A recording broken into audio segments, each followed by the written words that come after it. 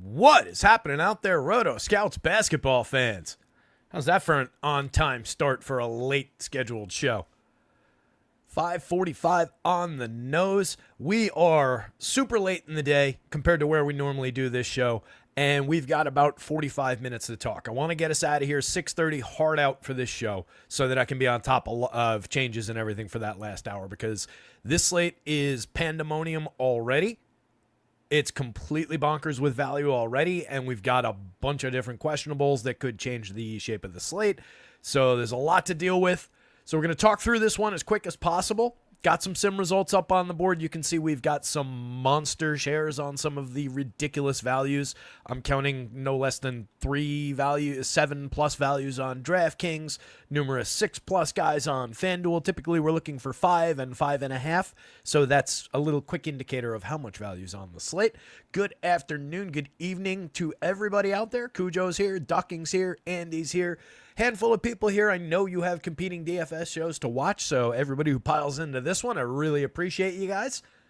I was thinking it would be fun. I think Emacs on the one of the Stochastic shows tonight. I was bouncing around and I saw their schedule earlier, and I was thinking it would be really fun if we had more time to do like a raid on their show from our show, but I don't think we have that kind of time today. But maybe sometime in the future if we have another one where we're on at the same time. But anyway, let's get into this thing. Real quick tour of the Vegas board. I'm not going to do my usual commentary as I run through this. I'm literally just going to read you guys these game totals. So feel free to read along. Chicago and Milwaukee. Milwaukee favored by 8.5, 239.5 juicy total. New Orleans and Cleveland with everybody out on both sides. 14-point spread. Cleveland favored in the home game by 14, 217.5 point total. Everything is ugly about that one except for where the value is. No commentary. Keep going. Portland at Oklahoma City. OKC favored by 12, 224.5 point total there. Philly at Memphis. 4-point total. Memphis 4-point dogs at home. Philly with Tyrese Maxey questionable. Damn it, I'm not supposed to be commenting on this, but regardless, Maxey's questionable, but Embiid is active. Paul George, so most of the pieces there. Favored on the road, 225-point total. Indy, Houston, 6.5-point spread. Houston favored in a home game, 231.5 point. A lot of different total there. A lot of different movable parts on both sides of that one. Atlanta, Golden State. Golden State favored by 8 in a home game, 239-point total. Pretty juicy there. The Knicks at the Suns, 4.5-point spread favoring the Knicks on the road. Suns still without KD and Beal, and there's Nurk, who's questionable. A lot of movable parts on the Suns side of that one. Knicks still with a couple missing pieces. Usual value coming out of the Knicks side, 222-point total. A workable game at the backside of the slate, and I say that because the other one is super ugly at the end of the night. The Magic and the Clippers mired it at 205.5 point total. It's a 4-point spread favoring Orlando on the road. There were rumors that Wendell Carter Jr. might be able to get back for this one, but he's not going to be back for this one. He was ruled out during the afternoon. One of many ongoing changes that had to be made to these projections. And that's it for Vegas. I told you guys I could actually do it quick if I needed to, if I put my mind to it. Probables. Giannis probable, Steph probable, Kevon Looney probable. Gary Payton was downgraded to questionable. Other questionables: Yves Missi, Johnny Furphy, Ben Shepard, Miles Turner, Jarris Walker, Jalen Green, Cam Whitmore, Tyrese Maxey, Cam Spencer, Anthony Simons. Isaiah Hartenstein was a surprise questionable, moved up from being just flat out. They need some size in that matchup. Otherwise, I mean, they're going to handle their business anyway, but they could use some size. Jalen Johnson, Kyle Anderson, and Yusuf Nurkic all also questionable. Outs. Long usual list of many of these guys: Lonzo Ball, Patrick Williams, Chris Middleton, Ryan Rollins, Jose Alvarado, Jordan Hawkins, Brandon Ingram, Herb Jones, CJ McCollum, Trey Murphy, DeJounte Murray, Jalen Noel, Zion Williamson. That's literally all the Pelicans. Darius Garland, Craig, not quite literally, but you know what I mean. Darius Garland, Karis LeVert. It's those comments I gotta let slide. Darius Garland, Karis LeVert, Sam Merrill, Isaac Okoro, Max Strus, Dean Wade are out on the Cavs side of that game. So that is, again, just where all the value is. Isaiah Jackson, Andrew Nembhard, Aaron Nesmith, James Wiseman, Kyle Lowry, Zach Edey, Gigi Jackson, John Conchar, John Morant, Marcus Smart, Vince Williams Jr., DeAndre Ayton, Marcus Smart, John Conchar, and DeAndre are all technically doubtful, but they're all not going to play. Matty Thybulle, Chet Holmgren, Isaiah Joe, Jalen with a Y, Cody Zeller, Precious, Miles McBride, Mitch Robinson, Bradley Beal, Kevin Durant, Paolo Banchero, Wendell Carter Jr., Kawhi Leonard, Norm Powell, and PJ Tucker are all out. All right, there we go. That's all accounted for in the projections. Reason things are so hectic for me, one of the reasons, was about 3/4 of the way through the 8 games. I was through like 6 of the 8 games, and my power decided to go out for like 20 minutes. So that set me back by, I'm going to say conservatively, like an hour and a half. Fun day.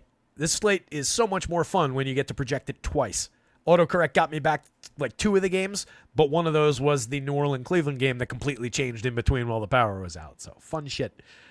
Hopefully everybody's doing well out there. Andy's here. Mamba's here. Good to see you guys. Really appreciate you. Hit the like button as we dive in. We're getting started with our positional breakdown. We've got a lot of value on the board to talk through. Same slate on both sides, so we can go sort by DraftKings. I think we are already. And we'll filter by DK positions. Righto. Top of the board on basically both sites. I think the highest owned guy on both sites that we got in our sims is Ty Jerome. He's also the most highly projected guy for ownership across both sites in the ownership that I'm using here. We got him 92% of the time and gently above the 50, 60 some odd percent that he's going to be owned by the field. Same thing on FanDuel, 75%. Just a strong piece of value with 30 plus minutes expectation. He's been playing at a 1.17 with a 20.9% usage rate in his backup role, 18 minutes a night in 16 games so far this season, but stepping into a big opportunity here with a lot of missing bodies, including Darius Garland in that rotation. Craig Porter also stepping into opportunity, got him right at 29 minutes. So there's reason to believe that he should have plenty of value at 4,200, same positioning. No issues with getting those guys in the same lineup. They're both super cheap. They can pay off those prices. They're both point guard only on both sites. We got way more of Craig Porter, not compared to Ty Jerome. We just got a ton of both of them on DraftKings. 92% Jerome and 85% Craig Porter. On FanDuel, we only got him at 4,000 because he's 4,200 over there. DraftKings did us a favor, left him at 3,500. 7.89 value score on the board on DraftKings. Your highest value guy of the day. 0.88 per minute player so far this season. Again, another guy that's on limited opportunity, 8.5 minutes a night over 11 games played, but went out the other night, 25.4 minutes, put up 23.1. In 28-4, Ty Jerome just gave us 20.7. So there's major downside back to like this kind of territory for Ty Jerome. Do not expect him to go out there and necessarily put up like 1.17. I did him the favor of splitting him like halfway in between and leaving him around a point per minute. That could potentially come down in the last hour before lock if I reconsider it. But either way, even if I took a point, 2 points away, he'd still be the biggest piece of value on the slate. So both of those guys, critical pieces. You can go lower than these exposures. You don't have to go to 92%. You don't have to go to 85%. But the guideline, consider these a guide rail for your exposures. You want to use that as you bank around the curve. You don't want to hit the guardrail necessarily, but, make a solid turn around that curve. I lost the analogy there at the end. So you want to have a decent sized advantage against where the field is going to be, and those guys are crazy highly owned by the field. Brandon Boston, shooting guard eligible on FanDuel, 74%. Point guard and shooting guard eligible on DraftKings. We got him just 36%. Getting boxed out, he's just much more expensive at 6,600. Just getting boxed out or shares by those guys. But at 63 at shooting guard only, he's one of our most functional pieces on the FanDuel slate. We are way above the field. 74%. Again, you can knock that down if you want to. You've got plenty of room to do so, but it looks like an advantageous spot with him expected to pick up a ton of minutes because there's just, again, nobody there. He's playing 29 a night already. I've got him up at 38. He's been putting up a 0.92. We know he's capable of a little bit more than that on the right night. We also know that on the average, he's capable of less. On 24% usage last year, he was at 0.82. Got to keep on moving. Zach LaVine, mix and match piece on FanDuel at 15%. A little more important to the DraftKings slate. We got him nearly 30% of the time, but that is below the field. Right around the field at around 30%, I think is appropriate for LaVine. 7,100 on DraftKings, 7,300. A little bit of a price difference across sites. Jared McCain, definitely still interesting. With no Tyrese, that makes him a definite piece of value. And honestly, even if Tyrese is back, we've got Tyrese in. Tyrese is down here. So even in the configuration with Tyrese, he's showing a ton of value. And just if Tyrese is off the board and there's just more shot attempts available for him, then so much the better. I think he could only really realistically go up a few points from here. Granted, I've got him for a lot of minutes, 33, but he's played, he played 36.5 the other day, put up a 34.8. He continues to produce 1.05 per minute. 28.1% usage, though. I mean, presumably that slips a little bit in the full configuration of this team. If Tyrese is out there, Paul George, Joel Embiid, are they really going to be deferring to him for that much? So I think we just, use a little bit of caution if you get the full-blown Tyrese in. But this, again, is with Tyrese in. I'm enthusiastic about the spot. Nearly 40% and above the field on FanDuel, 25 level with the field on DraftKings. Jalen Green is still questionable. Last I checked. If he's in there, I like the piece. I think he's a decent mid-range value. 6,300 at shooting guard only, just under 15% on DraftKings. 8% on FanDuel, a little bit below the field at 6,500. More a mix and match guy on the FanDuel slate, but should be a decent upside spot for him. He's a fairly scoring dependent player, but I don't dislike the opportunity for him today. I don't dislike the spot, so just need him out there. But even then, we're still only getting him as a mid-board type piece. Reeves, no love on FanDuel at all at 3,500. I got him at 22 minutes right now. He came up just 3% of the time. Pretty low projected. He's a 0.73 per minute player on just under 18% usage, right around the average. For the minimum price on DraftKings, though, the 3,000 minimum, he did come up 14% of the time. He's drawn some ownership over there. We're a little below the field. Figure the field's 15, 20%. If you wanted to kick it up just for the free square, there's nothing wrong with grabbing a few more spots of a free square, because honestly, all he really needs to do is go out and give you that 15, 16 points, and you're at least not shot in the foot. He's not going to be a major, unless he plays 30 plus minutes. He's unlikely to be a ridiculous value square as far as the ceiling on that price goes, but as long as he's playing into this range, you're already okay. SGA with a ton of money to spend. We're getting 15% SGA on FanDuel. We're getting 10% on DraftKings. If you want to kick that up a few points, that's perfectly fine. It's Shai Gilgeous-Alexander. There's nothing wrong with that. 148 on DraftKings, 149, 31.6% usage. One of the true superstars on the slate.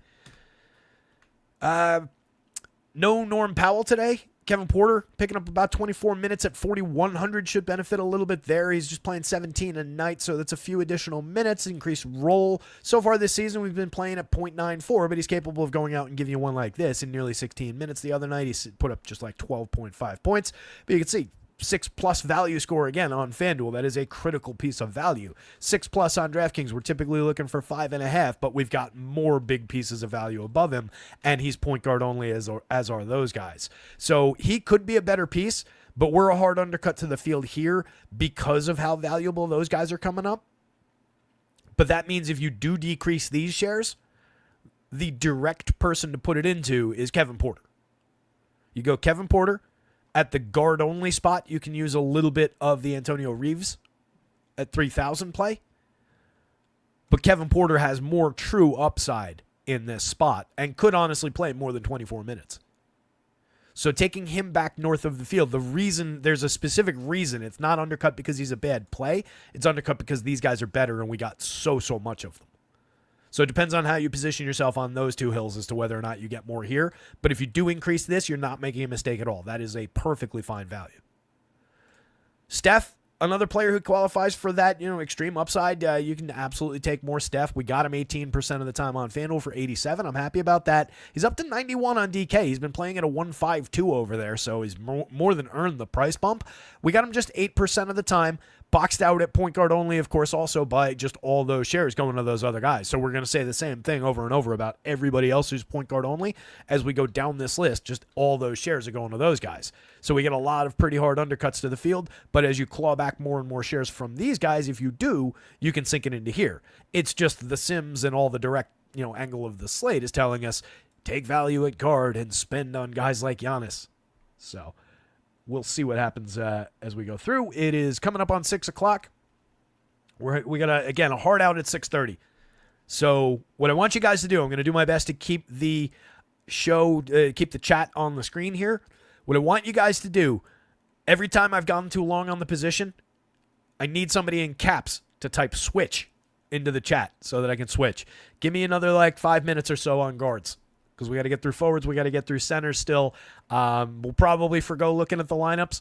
acemind.io for our lineups. Our Sims, by the way. rotoscouts.com. If you're new here, everything under $1 for access to every single sport. Josh Giddey, mix and match piece like usual. 6% DraftKings, 8% FanDuel. Undercut on both, but again, he's there to take more shares of if you're undercutting some of the value guys. Jalen Suggs good player in a good spot, 19% on FanDuel, a little bit below the field, 5% on DraftKings. Another guy, point guard only, impacted by that shares crunch. Donovan Mitchell didn't quite get us there yesterday. 48-1 in 40 minutes. We needed a little bit more for him to really pay off that, who's going to be the low-owned star of the day who pops. But for a while, it looked like he was going to be tragically under on that one and trip us up. By the way, the Nets killed me yesterday. I was so on top of everything else, and that Cam Thomas swap and not getting enough Cam Johnson, and it just, that spot blew my night. Really, really annoyed me with that Cam Thomas scratch. I got out of the position, but I just didn't get to enough Cam Johnson. I just really bugged me. Otherwise, it ruined what would have otherwise been a pretty solid looking night. Anyway, can't waste time on that. Dame Lillard, 5% on FanDuel, 4% on DraftKings. Another guy just getting gobbled up by the value share. So much weight goes up to these guys up here that you're just losing shares. But that does create situations, again, where it will be below the public at this at 4% on Harden, at the 5% on Dame. But even with that, the public's probably not getting that much more of those guys. That's 10%, 12%, something along those lines. So if you do take a position, I would say don't take it to the field. Take it beyond the field on a player like that. If you're taking more Dame, sacrificing here, taking value at forward to completely differentiate a lineup from the most common construction, make sure, obviously, that you're mathing out to at least appropriate levels where you're within reach of the field and the optimal builds. But do that and make sure that you're gaining an advantage on players like Harden, players like Lillard, where the field's only going to be in the the mid-range shares. Then you can take your opportunity. Don't go right to the field, because then you're not really gaining ground on the play that you're making. You're just normalizing it. So if you want to take it is my point. Love the Devin Booker share on FanDuel, 21% at 8,800 against my Knicks.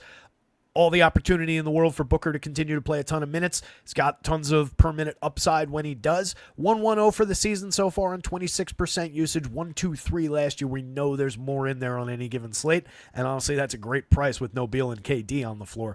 9,200 on DraftKings. We really didn't get him. 3% of the time on DK. He's got shooting guard eligibility, so it's not really a situation where he's getting boxed out by the value. It's just a little bit of the... Thanks, Mama. It's just a little bit of the bounciness of that price. But another player you can absolutely load up more shares of Devin Booker on. All these guys through here, there's a number of really good players in there. Trey, 46-point projection. We got him like once. You could grab more Trey if you wanted. Jalen Brunson, we got him a couple of times. You could grab more Jalen. That's going to be the case with all the Knicks. Freddie VanVleet, we didn't really get to. I don't really love, but he's down at 7,100. He is playing at a 1+. 1.02, so you can get there. Lou Dort, mix and match value type guys. Grayson Allen, Io, Ben Mathurin, all those guys are like mix and match. Any one of those guys, if you land 8-10%, you're not completely tragic. There's no mistake to be had here. It's just how the crunch works with those guys, right? Outliers, FanDuel, 13% of Io is a little bit of a site-to-site outlier. He's only 51 on FanDuel. He's 51 on DraftKings too, but that functions better on FanDuel. 4% of Harden. 4% of Jalen Wells is a little oddball. $4,100 small forward. Didn't get him at all on DraftKings.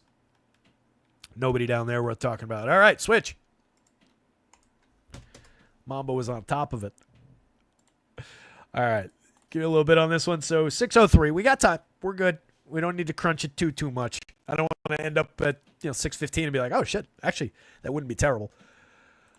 All right, so remember just a few minutes ago when I said you want to be spending your money at the on the big guys like Giannis at the forward and the center spots? Well, we got 78% Giannis on our FanDuel sim, and we got 89% Giannis on our DraftKings sim. When you see things like that, you know there is stupid value on a slate. Go nuts with Giannis. He looks absolutely spectacular. He's been playing at a 1.64. There's nothing in the world in Chicago that's going to stop him from doing whatever he wants out there. Even an average day from Giannis will be a trending toward top of the slate day. And there's monster any given slate upside, and he's easy to pay for. And again, the angling of the slate suggests that he is the one worth paying up for. Time Lord, a massively different play across sites. Something important to talk about. He's center only on FanDuel. We did not get him in the sim. Right? This is presuming that Ayton is out. I've got him and Klingon splitting the minutes evenly. Time Lord on DraftKings at 4,400 with power forward eligibility, 30% of our sims, 30% of our top 150. Basically even with the field. But as far as site-to-site plays go, you pretty much don't get more different than that play is.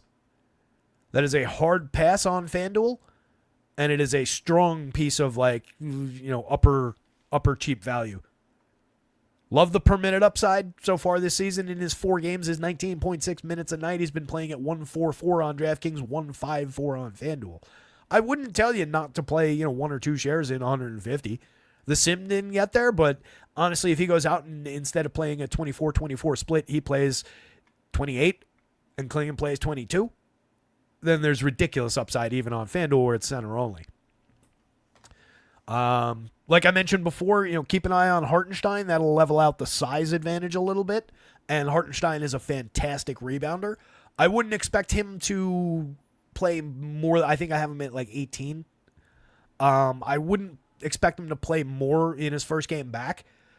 But the minutes he's out there would cut into some potential minute upside for guys like Williams and Klingon. So just to throw that additional wrinkle into the mix. Jamal Cain is coming up as a big piece of value. Another guy getting minutes in New Orleans because everybody is hurt. 6.42 value on FanDuel, 6.49 on DraftKings. We got him 64% on DK and above the field, gently above the field but above, 54% gently above the field but above on FanDuel. One of the highest owned players and a piece of pretty good chalk on this slate. He's another just kind of low-end guy, though. I mean, 0.72 this year, 0.75 last year on the FanDuel scale, 14% usage guy. It's just, it might as well be Mamba, Andy, Curtis Rivers, Trey, and Milner's Rock out there for New Orleans tonight because that's the level of rotation they're going to be playing. So everybody who's getting any kind of minutes is crazy cheap, and that just makes them playable. What you don't necessarily want to do is have all those guys in every lineup, right? You want to kind of spread those values a little bit. Levine, 15%, 28%. I mentioned him during guards. Franz Wagner. So now that we know WCJ is not coming back tonight, perfectly fine loading up with Franz. 28.6% on FanDuel, level with the field, 23%, slightly below the field on DraftKings. You can absolutely kick him up a notch. We'll see where Goga came up. Goga was just a 0 basically earlier, but once I changed it, I got to see where he landed in the sim. I gave him back his 28 minutes. George Niang, with the opportunity to play decent minutes at 4,000, power forward only on FanDuel, 32% exposed in our top 150, and definitely above the field there. Another guy, 0.76, 0.72 last year, 4,400 small forward and power forward on DraftKings. We got him 18% of the time. That's below the field, but fair value at those prices. He's just less than mandatory. A lot of slates, if you put George Niang in there with 33 minutes with these kind of numbers, he would spike as one of the biggest values on the board. Today's just kind of coming through as a middle, should have a good chunk of, but not quite mandatory just because of all the crazy value on this slate. But he could easily go out and put up a decent value score at those prices, so don't ignore. Robinson Earl kind of falls into that same bucket, 4,500 for him at center only on FanDuel. He's a better DraftKings play. He's 47 and has power forward eligibility over there with center. 16% DK, 8% FanDuel. I get it. Makes total sense. He is coming up a little bit as a value, though, on FanDuel. His 45 functions a lot better than Time Lord at 54. That's what that price difference does. If we had Robert Williams at 45, he would be competitive with some of these giant shares. But we don't. He's way too expensive. So a little bit of Jeremiah Robinson Earl on FanDuel, a little bit more on DraftKings, at or below the field. Antonio Reeves, yet another guy from New Orleans. 3,500. I talked about him, didn't I? Yeah. 3,000 dead men. We get him on DraftKings. We didn't really get him at the it's a higher price, but it's also the minimum on FanDuel. Jake LaRavia coming off of a 35-point night in 27 minutes, looking pretty decent, 34%, a little bit below the field on FanDuel. On DraftKings, he's a hard undercut to the field, though, 8%, 4,500 there. Probably just getting boxed out by the $4,400 Robert Williams shares, if I'm being honest. I think that's exactly where those are going. So if you want to take some of these and sink them into this and you're not completely convinced that Time Lord's out there even 24 minutes, the more every minute you take away from him has a big impact on what that score might look like. He needs to play some minutes to rack up a score. So That's not a bad direct pivot, even though we are a hard undercut to the field. This is just kind of telling us, no, Time Lord's the better play, go that way. But if you come off that play, you can definitely come back here. There's a nice, warm, cushy spot to put those shares. There's Josh Hart, 18% FanDuel, 6% DraftKings. At worst, a mix and match piece on basically any slate, given the monster upside for minutes and not being a bad per minute producer, 0.93, 0.96 across sites this year. Andrew Wiggins, Draymond Green, side by side, 5.38% on FanDuel, 6 and 5.3% on DraftKings. Slightly below the field on both sites. If you want to be 10% on either of those guys on either of those sites, it's perfectly fine. I tend to be a little bit below on both those players these days, though. Every now and then you can get nailed by a Wiggins blow-up game. Fewer and further between, I feel like, for Draymond these days. He's still a reasonable, per-minute player. Both guys are. But they're just kind of priced right for that. Tari Eason, no love unless Jalen Green doesn't play. Then there's minutes that open up and opportunity that opens up for those downboard Houston guys. If he does, he's capable of going out and doing this. 47 points in 30.6 minutes the other day. 1.27 per minute, 1.19 on DraftKings. Just need a little bit more window of opportunity there with all the value and mid-range guys on the board. Jalen Johnson, 8,900, remains questionable last I checked. 4.6% exposed on the FanDuel slate. Not bad, a little bit below the field. Honestly, if you wanted to kick him up as long as he's going, obviously. If you wanted to kick him up by a couple of points, take a little bit more, level him off with the field, or even take him up like 10%-ish, it's perfectly fine. The player is very, very good. 4% on DraftKings, it's the exact same situation at 8,400. Not the necessarily best spot matchup-wise to do that with, but good enough player to do that with. And looks like he's taken a step forward this year. OG right there, mix and match shares. If you want to swap some Hart into some OG, into some Mikal Bridges, no problem. Here's Bridges down here. We didn't get any Bridges on either side despite a monster minutes projection. We got a little bit more OG. We got a lot more Josh Hart. But those guys are basically interchangeable parts.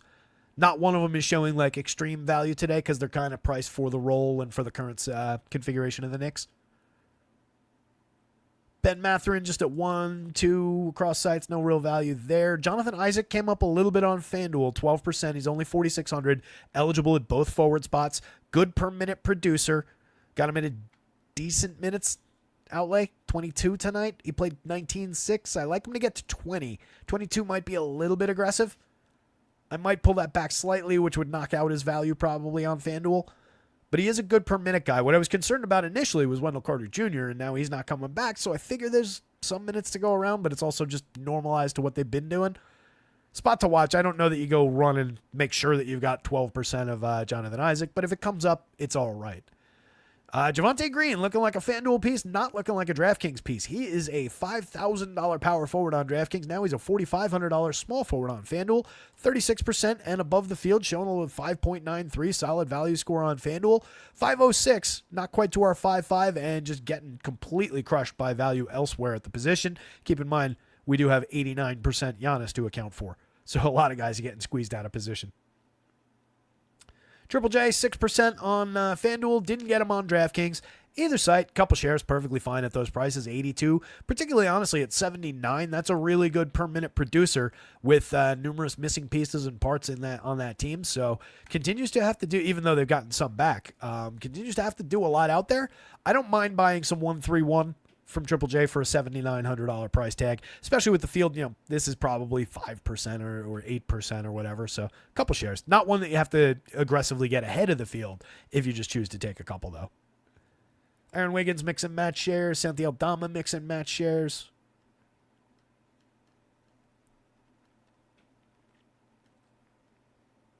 Yes, Trey. I'm ecstatic about no more Daniel Jones. Apparently the Giants locker room is not quite ecstatic about that. They were all griping to the media today about how it's a financial decision, which it is, but he's terrible. He is quite literally the worst quarterback in the league.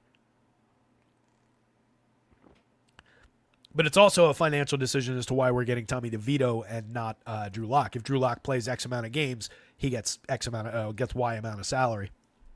So they're playing all kinds of stupid games. But yeah, let's just jockey for that pick. Let's not win any stupid Tommy DeVito games and cost ourselves a Jaden Daniels this year. Assholes. All right. Got to keep on basketball here. So I think we actually blew through all the forwards. We'll take a quick little look at everybody, make sure we didn't miss anybody on the back end. But let me jump to centers. Keep our pace going here. Feels like the old days at Awesemo where you got to be like, this is what I think about this guy. And it's like, okay, great. And now let me tell you about prize picks. Like, no, I have 11 more thoughts about that. Giannis, top of the board because he's got center value on DraftKings. Again, just go to Giannis on both sites. Full stop. Alperen Şengün, monster share, 34% on the FanDuel slate. I gave him 31 minutes today. Played 38.8 the other day. He's got his average up to 29.5. I was creeping him up. I had him at 29.5 on the day that he went out and played 38.8. So comfy going up 31. It's probably more realistically going to be 30. But we won't quibble over a minute. I'd rather take the advantage than leave it on the table for others to take. So solid chunk of Şengün, who's playing out of his mind. 1.47 per minute this season on FanDuel, 1.45 on DraftKings. At 8,000 on DK, we got him 51% of the time. A lot of side-by-side with him and Giannis looks pretty great from a point per minute perspective. That's an average point per minute of 1.55 between those two players for this season. That's ridiculous as far as buying that. And you're paying 19.5 for it. It's a fair price.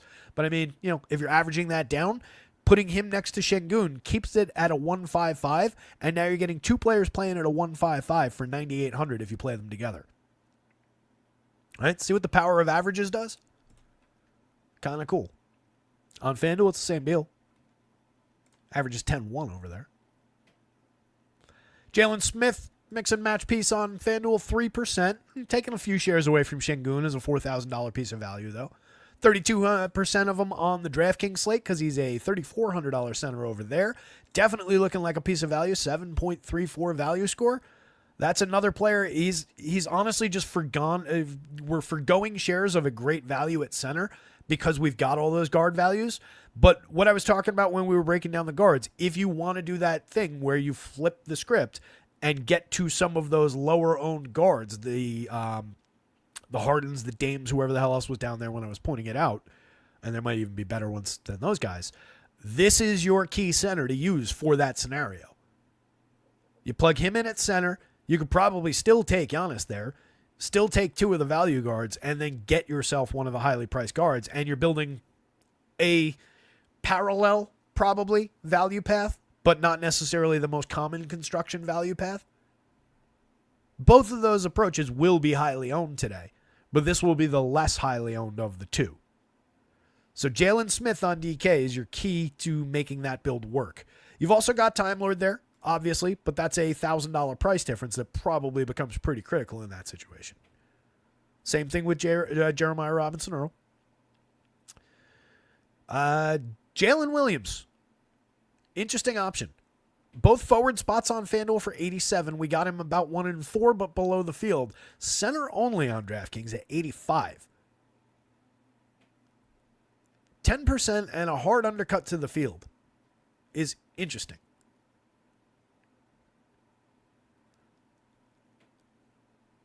I was not necessarily expecting the undercut. I thought he would be a little bit more level with the field. So just a good player. I think it's the center situation with all those shares going to Şengün. And I'd forgotten that he was center only, so maybe that's just what's mixing me up on DraftKings.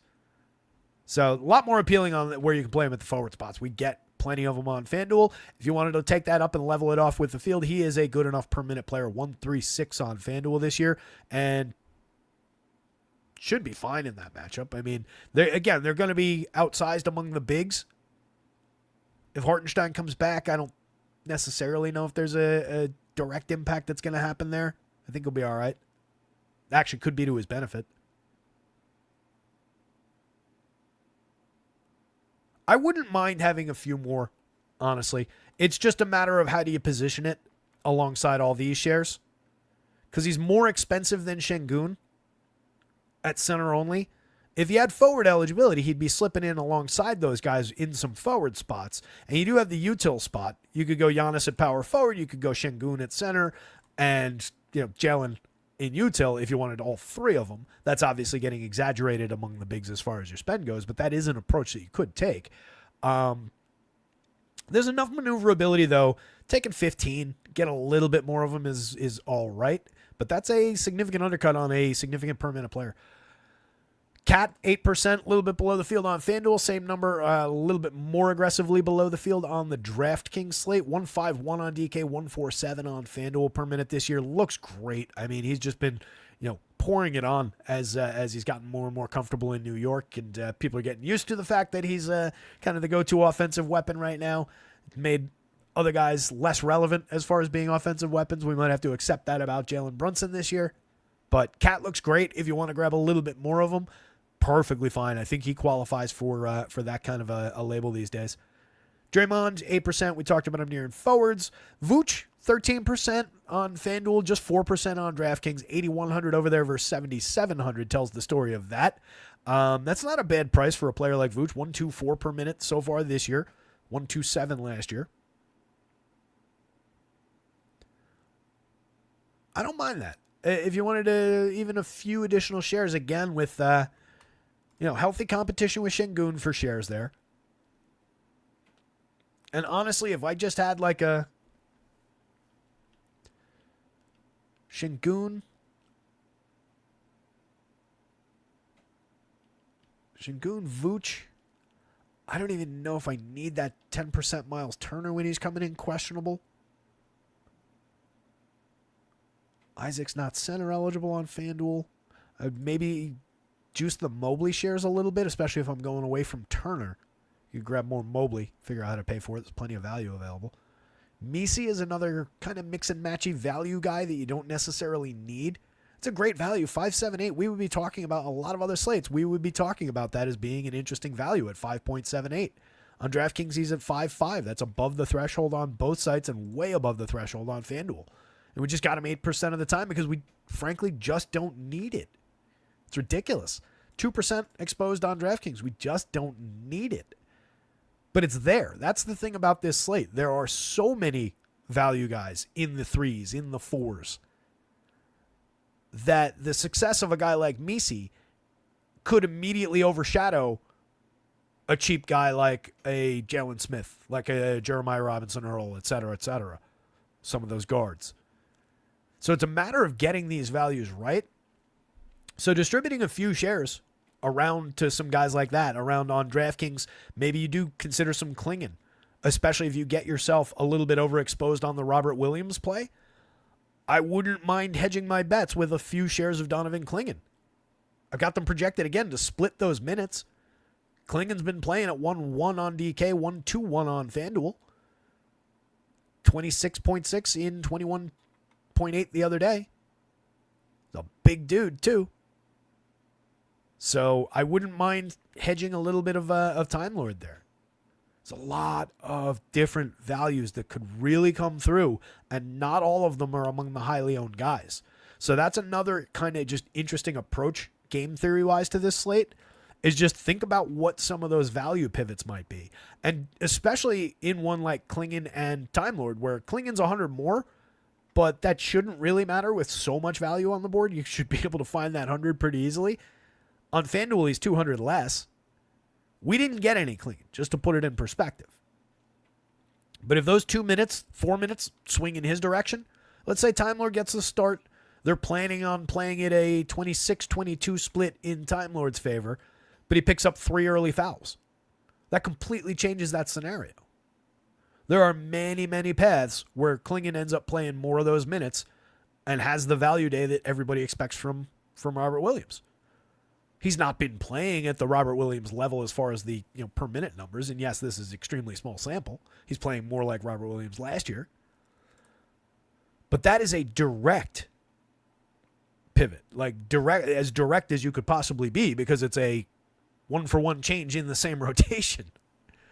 So think about spots like that the public might be missing or that the math can't see, right? There are things that the math can't see. Injuries. Right? There's no way to forecast an injury in-game, creating a new situation. Foul trouble. There are, of course, ways that you could, kind of forecast fouls. But specifically, not really. He could just go out there and look better tonight, and the coach could say, well, that's 4 additional minutes for you, and, Robert Williams, to rest your injured legs. So, I mean, there's a lot of directions that this slate could go. There's a very, very clear path, but by comparison to a lot of other slates, that clear path through the woods has a number of branches that lead to the same place. A lot of them also lead you into one of those tiger traps that's just, a big mat of sticks, and then you fall through it and you're dead on the spikes underneath. But there are a lot of different ways or potential ways to find success here. So while we do want to, focus in on the critical top values of the day, and they're very, very clear.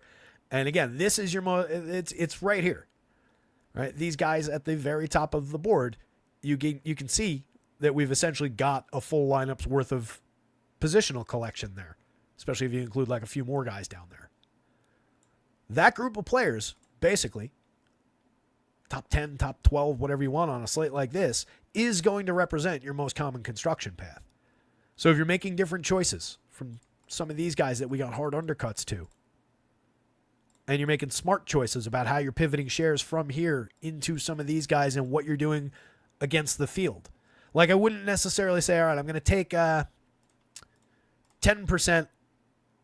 out of Ty Jerome, and then I would go, I wouldn't necessarily go, that means I can take an additional 2% of him, an additional 2% of this value guy, an additional 2% of that one.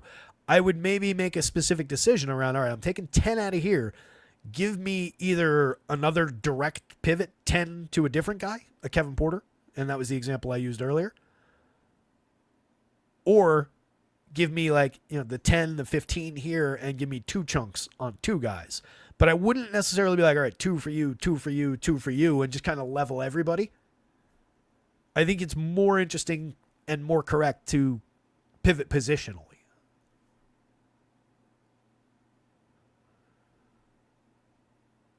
Three minutes to go. So that was the full rundown. We actually got through. I don't see anybody that we didn't talk about as I'm just eyeballing this. But again, 3,000, 44, 47, 44, 34, 38, 35, 45. That is absurd. That's our top 15. So that was 7 guys priced below 5,000 in the top 15 of the exposures. It's where all the value goes. And then your best options as far as the pay up guys are all right in that top group.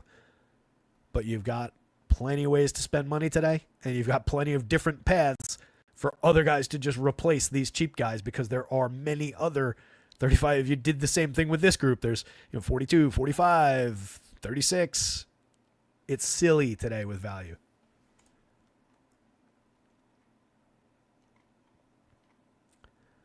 I talked about Draymond. I talked about Draymond and Wiggins at the same time, because when I had it sorted, they were right next to each other. There's Wiggins, there's Draymond. Draymond's okay. It looks like just a Draymond day. That's how I get Draymond and Wiggins these days. They just kind of are correctly priced because we know exactly who they are and what they're going to do on basically any given slate. They're solid 1 per minute players. 1.01 for Draymond, 1.01 for Wiggins. Both this season, 1.02 on FanDuel. You can absolutely go to shares of Draymond and Wiggins on any given slate, but they're also just playing 28 minutes a night. So the upside is not necessarily crazy. Their ceilings relative to other players at similar prices with similar rates are somewhat artificially capped by that 28-minute thing. It's not a hard limit. Draymond the other night put up 30.3 in 32 minutes. If you get a 32-minute Draymond night, you'll get usually between 28 and 32 FanDuel points for your money. But his run out to a 38-minute night, where you can really run that up a little bit for you, it's kind of thin. That's the case for everybody in Golden State. Golden State runs a really deep rotation and keeps everybody, with a couple of exceptions, under that 28-minute mark. Memphis plays a ton of guys out of necessity. OKC plays a ton of guys out of strategy. So some of these deeper teams, and then the Knicks play 5 guys. So it's depends on strategy. Towns or Dame? We can do a side-by-side real quick. This is going to be our last thing. You guys absolutely rock out there, by the way. Appreciate you jumping on with me late. Appreciate you getting me through top to bottom in just an hour. Not bad. Not bad by us. Hit the like. Check out rotoscouts.com. Everything is under $1. NBA, NHL tonight, football showdown tomorrow, main slate on Sunday. $1 a day all in for all those sports. Not a bad value. We got both guys under the field, but both of these guys, I used both of these guys, Mamba, as examples of players that I really like that I would take more shares of. Dame was specifically one of those guys that, as I was mentioning, if you use this center value, this is how you get to those under-owned guards. Dame kind of qualifies for that. We got less than the field of them, but with us at 5, the field's 10, 12, somewhere in that territory, 15. So kicking Dame up into that range is not necessarily a mistake because Dame has monstrous upside on any given slate. He's got an easy cakewalk of a matchup against Chicago. So plenty of opportunity to take more Dame. Between the two, if you're just calling it a head-to-head, and they're at different price points, they're different positions, obviously. For me, it's Cat. Just the 9,400, the 151 per minute compared to Dame's 122. Cat right now is playing on average at Dame's ceiling, and they're projected for the same 34 minutes. So that's kind of straight line, and honestly, it's only a $700 price difference. That price difference, again, if you're considering them for the util spot and you've got the money to spend, that price difference does not represent that production difference. Compared to Dame, Cat is a little bit too cheap on a per minute sense. It's not necessarily the correct way to look at the entire slate because of the different positional fit for expensive players. We had a lot of options at both of these spots that look better than both of those guys as far as like the combinatorics of the slate. But either one of those guys in a total vacuum, totally playable, could get more of. I like Cat a little bit better. Hopefully that helped. I know it was kind of hopefully it's not like a fence-sitting answer, right? It doesn't come across like I'm sitting on the fence with an answer like that, right? Like I'm trying to explain the dynamics of the answer, right? Because I know it's the worst thing in the world when you're like, between these two things, without saying anything about them, just tell me what you like better, and then you get an answer like that. But like, it's not a direct between these two things, which do you like better question. I tried to make it as much as I could. The answer to that is Cat. With that in mind, you guys, let me go see what's changed. It's going to be chaotic heading into lock. Buckle up. Should be fun. Good luck out there tonight. Somebody go win something. Come on back tomorrow. We'll see you tomorrow. Later.